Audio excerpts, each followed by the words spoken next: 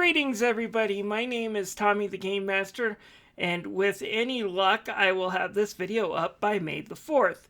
And since it is May the 4th, let's take a look at a Star Wars game. Well, going through my Steam library, I decided to pick up and play this game, Star Wars Rogue Squadron 3D.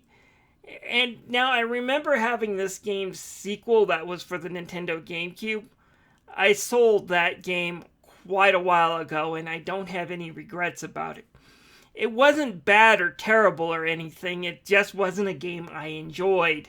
And, well, my opinion on this game is pretty much the same as the GameCube version. This game is nowhere near terrible, it's actually kind of fun, but there's just enough bullcrap in there, often due to the age or system that this was originally released on, that keeps me from enjoying it now, so let's talk about it. The story starts off a short time after the Battle of Yavin, in which Luke Skywalker blew up the Death Star. Yeah, the game kind of lacks that iconic scene. A short and trench run bonus mission can be unlocked if you get a gold medal for every mission. It's kind of like Star Fox's way of expanding the game, get a high score type of thing for replay. That said, I unlocked it using cheat codes, but I'll dwell on those in a bit. If you want a game that does the Battle of Hoth and the Death Star properly, then I do suggest getting the GameCube version. Despite its faults, it does those stages and scenes justice. This one gives it a good try, just doesn't succeed. At any rate, the Death Star battle is over, and Luke is now wanting to defend the Rebel Alliance and decides to form his own team of fighter pilots called Rogue Squadron to go against the Empire. From there, the game is separated into chapters, and there is an overall branching storyline. Basically, after a few missions, you recruit a high-ranking Imperial member to the team who has all sorts of information on Imperial bases for Luke and company to wipe out. She also has a grudge against the local Moff in this star system, but hey, can you blame her? She's originally from that wonderful asteroid cluster that once was known as Alderaan. I mean, seriously, you had one of your highest-ranking TIE fighter commanders with a bunch of secret information come from the planet that you blew up just so you could shock one of the rebel leaders, leading to one of your best fighters joining the opposite side. Way to go, Empire! It's almost as smart as when the Jedi Council said, hey, you know that ridiculously powerful Jedi named Skywalker who has emotional issues? Let's send him to spy on someone we think is a manipulative Sith, while sending away his mentor, who's the only person Skywalker can turn to whenever he has emotional conflict. What's the worst that could happen there? Let's face it, guys, if you're getting your tactical advice from someone in the Star Wars universe, you're screwed, because they're all a bunch of idiots.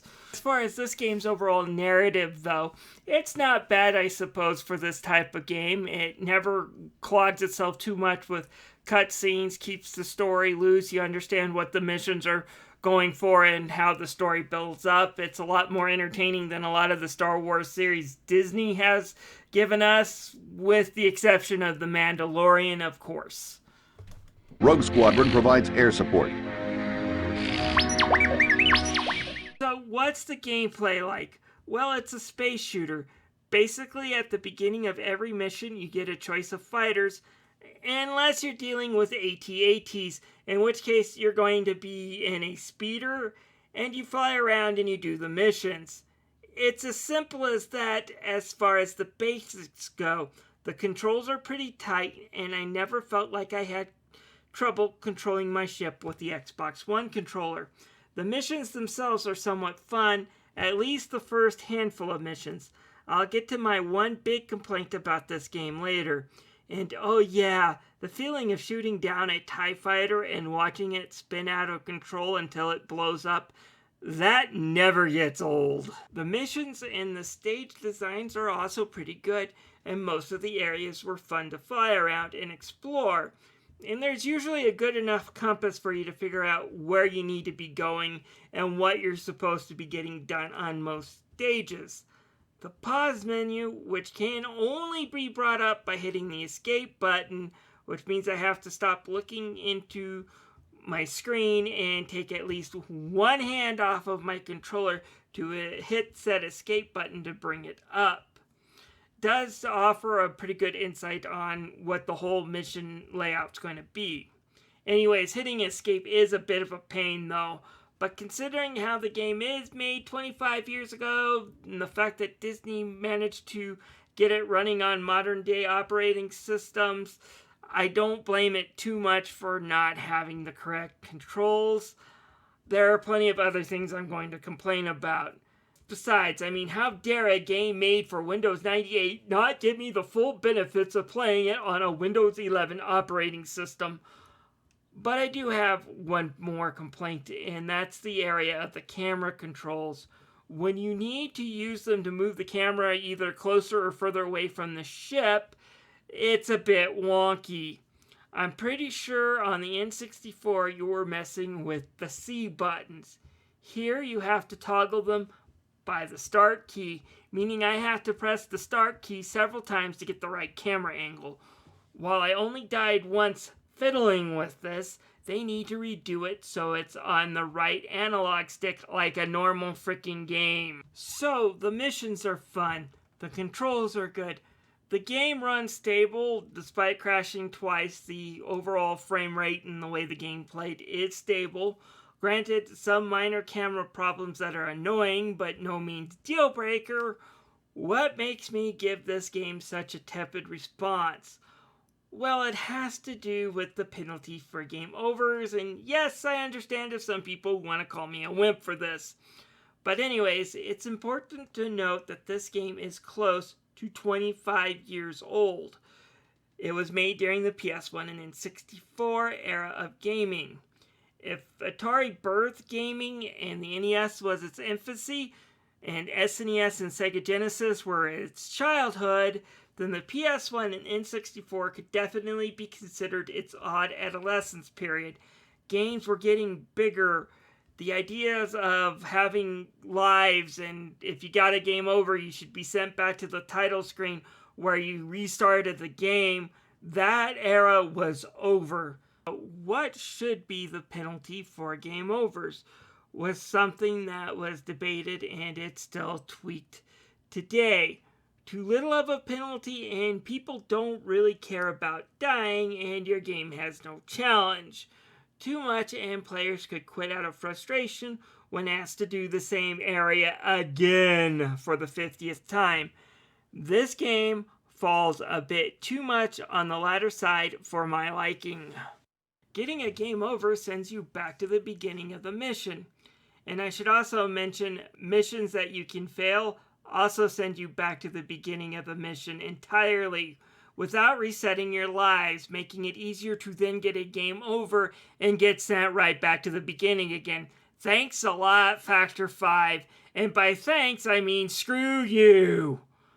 The problem is some of the later stages can last 15 to 20 minutes and sometimes even longer. So being sent back to the beginning when you're about to complete the stage can get a little frustrating. Not helping is quite a few stages have scripted openings. Like say this canyon run where you have to step on the brakes constantly and let your wingman blow up the satellites because if you take one out, it's game over. Once you succeed at that, then you can actually start the mission properly. Yeah, doing this whole section for about the dozenth time got really annoying really fast. I was about to say screw it until I did find something that was also common in games back then, but were dying out in this area. This game has cheat codes. Lots and lots of cheat codes. Granted, for the most part, I only used the cheat code that gave me unlimited lives, and the fact that dying in itself only respawns you pretty much right next to the area where you died made the rest of the game too much of a cinch. I would have preferred checkpoints where if I accomplished a mission objective, I wouldn't have to do it again and skip this bullcrap trench run every time I failed at this factory mission. But just the repetitive nature of some of these scripted scenes and the high difficulty and the game over penalties, it got a bit too frustrating for my patience now that I'm 40 and I have a lot more obligations. So I am thanking God for the old-fashioned cheat codes right now. Because of them, I was able to see the later section of the game, and yeah, the later section has some pretty interesting missions, including breaking out some Imperial walkers on this ice planet, protecting a train in a futuristic city, and fighting the Moth ships over a jungle, and it all plays really fun. These are nice missions. At least if they were a little easier, gave you more lives, or again, checkpoints, I would think that these stages were really fun. One last gripe about the game, and I did mention that it did freeze up on me a little earlier ago. I will say it freezed twice. It did it when it was trying to load the next part of a mission. You know, it stops for a moment, screen goes dark. And when it does that, this game does not close out by doing the good old pressing of Alt-4. It does not do well trying to open the task manager. It doesn't do well even hitting the Windows key and trying to close it on the taskbar. Now, it closes fine when I exit it out of the game menu properly, but that's not possible when the game is frozen and malfunctioning. So when this game did have problems, I had to use the good old hold the power button down on my PC tower and reboot my PC. It only happens twice. Again, this game was originally made for Windows 98, and while I'm pretty sure it was updated to run on Windows 10 and 11 operating system, nothing ever really runs perfectly when trying to emulate it like this. Scanning. The graphics in this game look really wonderful for its age. The ships looks good. The TIE fighters and the enemies, for the most part, look really good, with only some of the small ground walkers occasionally going to this low poly count. Just do your best not to look at the ground textures because they are a bit basic. But to overcome that, a lot of the stages are done in deserts or rocky canyons for that reason. The other big problem that the game has due to its age is the fog. Yeah, there is fog of war, and then there's the fog of the N64. Just look at how the walls and even enemies just come popping up because they couldn't render them fast enough or far away. Back in my days, we measured CPU requirements and things like megahertz and megs of RAM. None of this gigs and tera crap, and we liked it.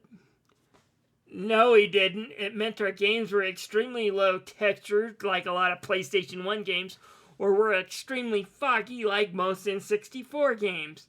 Again, this complaint of fog is due to its age, not to any fault of the developers, but it does hamper the enjoyment of the game.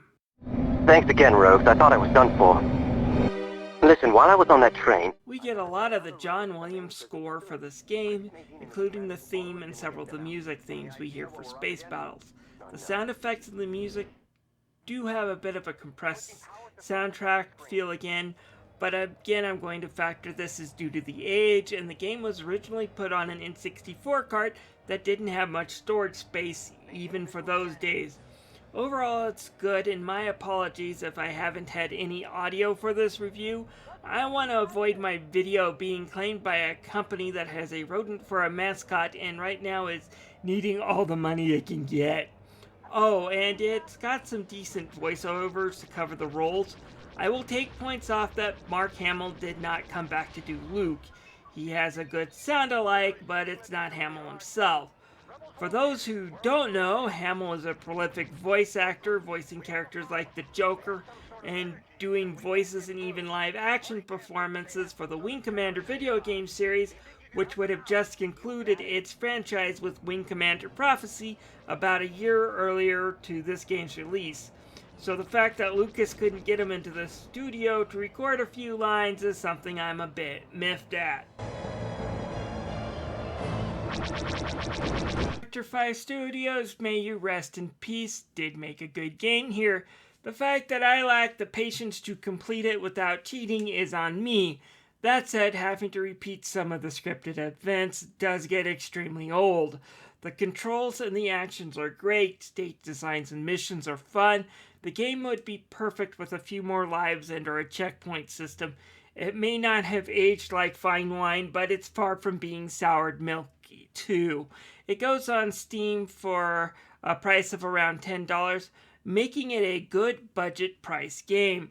But it can be on sale for things like, say, May the 4th for even more than half off. Yeah, this game is definitely at a steal if you can get it for $4 or less on sale.